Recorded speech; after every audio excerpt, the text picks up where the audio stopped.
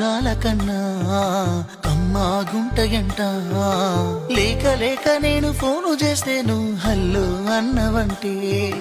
బెల్లం బువ్వ కన్నా తీయగుంటదంట